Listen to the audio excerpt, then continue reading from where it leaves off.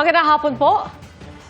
Bistado ng PIDEA ang itatayo raw na Shabu Laboratory sa isang bahay sa exclusive subdivision sa Las Piñas. 5 ang arestado kabilang ang 2 Chino at 1 Taiwanese. Nakatutok si John Consulta, exclusive.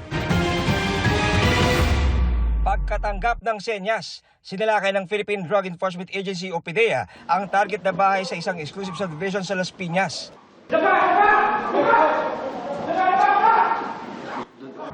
Inabutan sa baba ng bahay ang 2 Pilipino. Nagtatago sa banyo sa second floor ang 2 Chinese at 1 Taiwanese na pagkapang na lumabas mula sa kanilang pwesto nang makita ng raiding team. Tumambad sa PIDEA ang mga gamit sa karaniwang pang Shabu Laboratory tulad ng naglalakiang flasks, weighing scale at drum-drum na kemikal para raw sa paggawa ng illegal na droga. Ayon sa PIDEA ay nagkaplano dapat na magtayo ng Shabu Laboratory sa bahay na ito. At itong mga equipment at mga kemikal na kanilang inabutan sa bahay na ito ay magpapatunay daw na totoo ang kanilang nakuhang impormasyon. Doon sa nakuha natin kanina, yung isang drum that can manufacture around 50 to 100 kilos of shabu. So, napakarami yung nakuha. Isipin nyo na lang po kung sakali natuloy ko yan, yung pag-manufacture niyan, ilang buhay yung masisira po niyan. Ayon sa PIDEA, ang isang Chinese, tagaluto raw ng shabu ng grupong nag-ooperate dito sa Pilipinas.